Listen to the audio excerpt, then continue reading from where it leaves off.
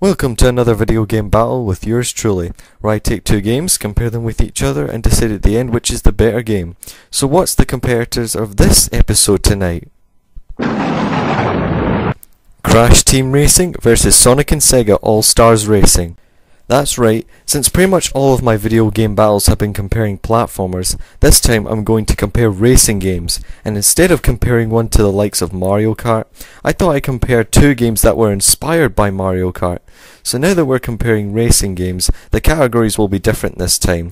The following categories will be track designs, playable characters, power-ups, vehicles, and then at the end I'll look at the gameplay for both games to see which is superior. So first, let's start off with category 1. Track designs. So let's start off with Crash Team Racing.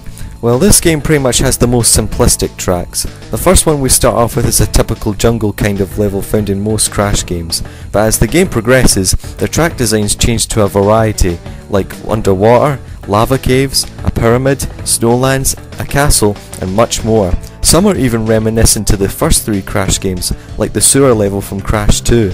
Most of the tracks in this game are pretty memorable, like the typical jungle track, the pyramid track, and the canyon track. However, only a few tracks in the game are also forgettable, like the lava caves track. So the tracks in Crash Team Racing may not be as creative or engaging as other racing games, but they are fairly simplistic to keep the racing in the game at all enjoyable. For Sonic and Sega All-Stars Racing, all of the tracks in the game are based off of many locations from games made by Sega. There's tracks based on the levels from Sonic Heroes, Super Monkey Ball, Samba D'Amigo, and so on. So you're bound to see a lot of memorable levels taken from old Sega games used as tracks in this game. Probably the most creative level for me is the Casino Night track. It has the most unique designs out of all the tracks, and it's definitely the most exciting to get you in the mood to race. Other tracks like the Carnival Town are also extremely creative. So as you can tell, I would definitely pick Sonic and Sega All-Stars Racing fast-paced and high-speed tracks over Crash Team Racing's old-fashioned levels. Of course, that doesn't mean the tracks in Team Racing are bad, as most of them are still memorable and enjoyable nonetheless. Now for playable characters. Crash Team Racing has characters all from the first three Crash games, mainly from Crash Bandicoot Warped. You start off with a pretty underwhelming variety of characters to choose from, but as you progress you can unlock more and more characters after completing boss races and gem cups. This is where the variety for the character selection really picks up.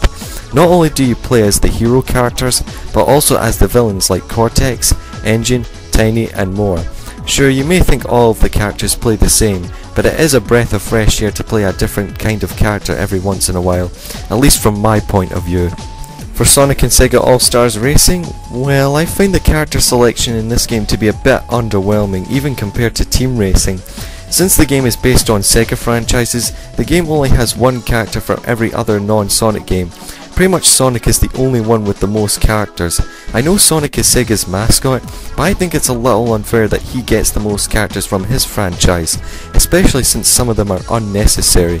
Sure, I can understand Tails, Knuckles, Eggman and Shadow, but did we really need Amy Rose and Big the Cat? Oh jeez, Big the Cat, really now? Now the Xbox 360 version does have extra playable characters like Banjo-Kazooie and the avatars, but other than that, as much as I'm going to get flamed for this, I much prefer Crash Team Racing's character choice, since I feel it balances out its variety much better than Sega All-Stars Racing. Now we move on to power-ups. Well, to be honest, both games' power-ups are all inspired by the likes of Mario Kart. Crash Team Racing's power-ups, whilst different from Mario Kart, just like the tracks, are a little too simplistic. Most notable power-ups in the game are dropping potions and TNT crates behind the rear to tackle incoming opponents, throwing bowling bombs at the front, and using an Aku Aku mask to become invincible for a short period of time. There are times where you can obtain a total of 3 power-ups from each crate to gain more advantage. By collecting a number of Wampa fruits scattered along the track, you can upgrade your power-ups to a more stronger power-up. Like for example, you can upgrade the TNT crate to a Nitro crate, and the green potion to a red potion. Now I wouldn't say all the power-ups in the game are completely original or amazing, but what Naughty Dog did with the power-ups do add depth and feel like Crash Bandicoot style. Sure, they're basic, but they are a little unique in their own way, and they make the atmosphere of the game feel like Crash Bandicoot had came into racing. For Sonic and Sega All-Stars Racing, I have to be honest, just like the character roster, I'm a little disappointed with the power-up selection. For one thing, the power-ups in this game are a lot more similar to Mario Kart than the power-ups in Crash Team Racing. Now, I'm not saying that the power-ups in this game are completely useless, because they still help during a race, but for some reason they don't really help add atmosphere to the game.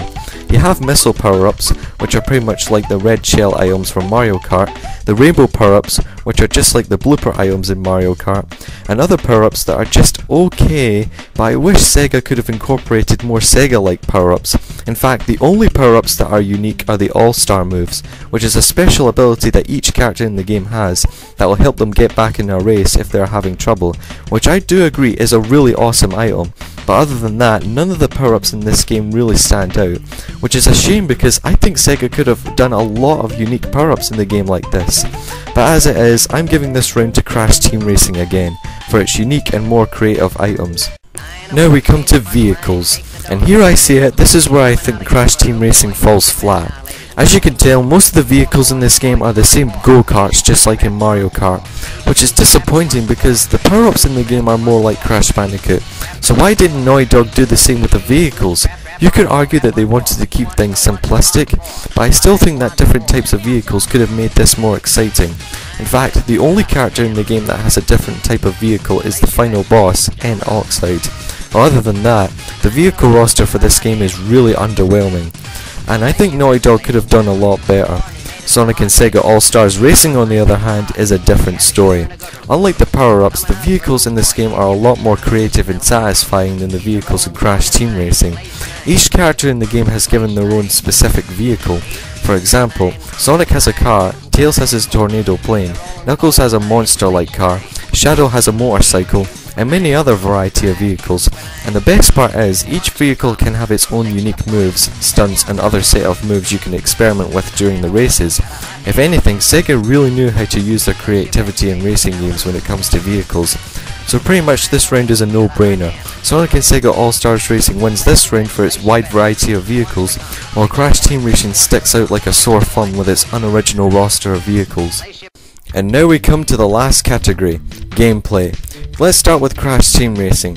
Crash Team Racing has 5 different racing modes: Adventure, Time Trial, Arcade, Versus and Battle. When in Adventure mode, you basically go through the game's storyline, and your main objective is to win 16 races and collect trophies.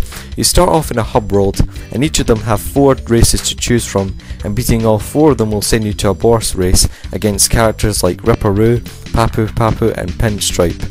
When all tracks are completed, new modes can be unlocked like the Relic Race, which is just like the time trials from Crash Bandicoot Warped, only in race mode. Another mode that can be unlocked is the CTR mode.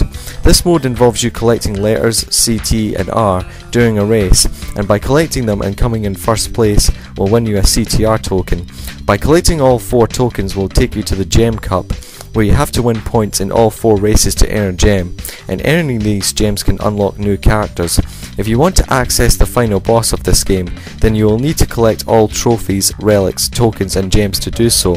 The battle mode consists up to 4 players that can fight each other in customized battles in race and arenas. The game's multiplayer can also be played up to 3 or 4 players using the PlayStation Multi-Tap. If there's any flaws I have with the game, it would be that the CTR missions can be really frustrating at times, because you have to make sure that you have collected all of the letters which are hidden in most of the tracks while staying in first place. So I'll be honest, I find these missions to be a tad unenjoyable. And to be honest, I found the battle mode in this game to be rather dull, and it's nothing that can be getting into. So overall, despite being inspired by Mario Kart, the game still has its own ideas and uses them uniquely, making this definitely one of the most enjoyable racing games on the PS1. Now for Sonic and Sega All-Stars Racing. Much like Crash Team Racing, Sonic and Sega All-Stars Racing has a lot of game modes to choose from. There's Grand Prix, where you are given 4 races to compete in and have to win first place, just like the cups in Crash Team Racing. Time Trial, which is just completing a track in the fastest time, and the best of all, you can do missions. The missions can consist of just winning a race, collecting items, beating up your opponents, or passing through time portals within a race. By completing a race or a mission, you can earn points that are called Sega Miles, and they can be used to purchase new tracks, characters and music in the Sega shop. Just like Crash Team Racing, the game also has a multiplayer mode, but there is a lot more variety with the game modes like Free Race, Arena, King of the Hill, Collect the Emeralds and Capture the Chow. Though this game has taken a lot of elements from Mario Kart Wii, I have to say this game actually controls a lot more smoother than Mario Kart Wii, and the game doesn't require that much time to get used to, so it's pretty easy to pick up and play. However, there are some issues I need to point out. The biggest flaw within this game is that instead of an in-game map, they replaced it with some distance indicator to keep track of the AI. That is by far the laziest thing to add to a racing game. Sure, it's not too much of a problem, but when it comes to later tracks, it's hard to tell where to go without an actual map. Oh well, all flaws aside, this game may not be the Sonic racing game you may expect, but when you compare it to Sonic's previous racing games, it's definitely the most fun and the best of them all, so I'd still highly recommend it. This is a really tough choice for me to choose, but if I had to pick a winner, it would be... Crash Team Racing, in my opinion, is a little bit better than Sonic and Sega All-Stars Racing. Now let me further explain. I'm not saying Sonic and Sega All-Stars Racing is a bad racing game. In fact, it's the best racing game Sega has ever produced. But to me, Crash Team Racing used the concept of kart racing from Mario Kart, and did it with its own style, with all the power-ups, characters and game modes. It makes one hell of a racing game, whilst All-Star Racing just took elements from Mario Kart Wii, and didn't really alternate it that well. But on a brighter side, I definitely would pick Sonic and Sega All-Stars Racing over those god-awful Sonic Rider games any day. So that wraps up my first ever racing game battle. Yeah, I can already tell this is going to cause a lot of controversy in the comments, but remember, this is all based on my opinion, and if you disagree then that's fine, more power to you. Well, that's all I have for tonight. This is Zookstar1000, and I'll see you all in the next video.